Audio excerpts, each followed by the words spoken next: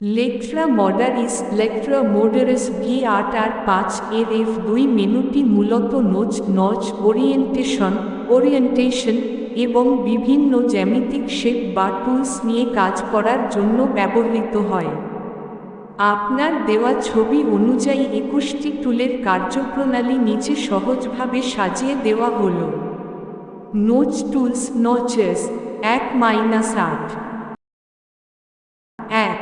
Notch প্যাটার্নের নির্দিষ্ট পয়েন্টে নোচ বা চিহ্ন দেওয়ার জন্য এটি ব্যবহৃত হয়। 2. ওরিয়েন্টেশন নোচটি কোন দিকে মুখ করে থাকবে বা এর দিক পরিবর্তন করতে এই টুল ব্যবহার করা হয়। 3.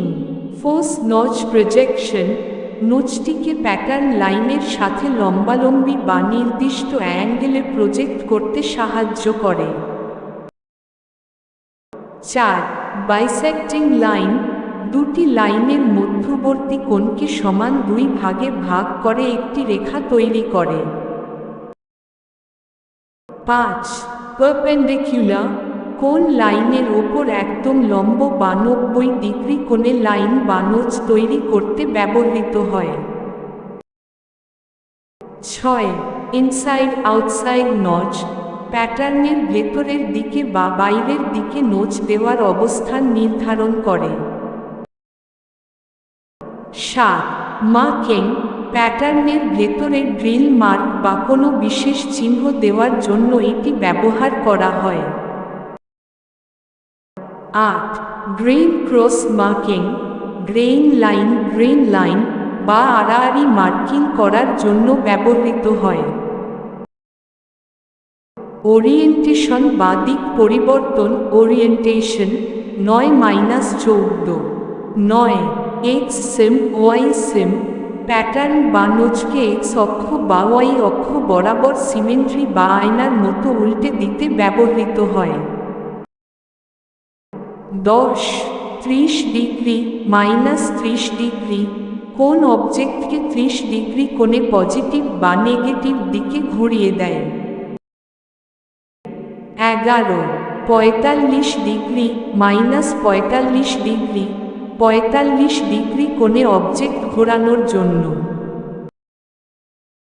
12.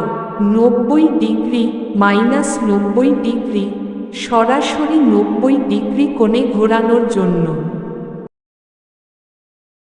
13.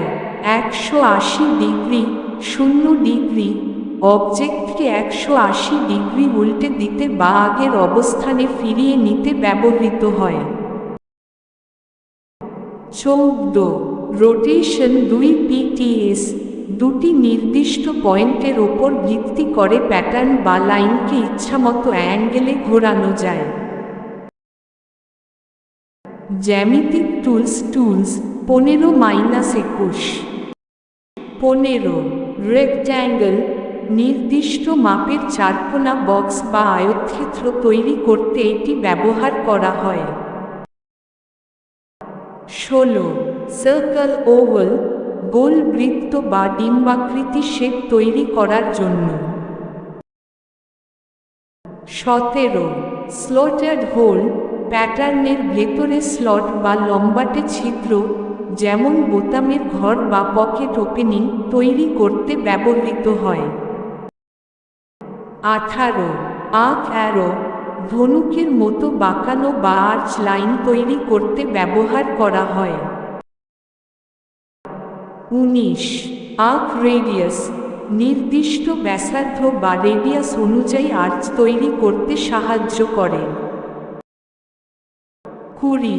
ট্যানজেন্ট আর্ক একটি লাইনের সাথে স্পর্শক হিসেবে আর্চ বা বাঁকানো রেখা তৈরি করে।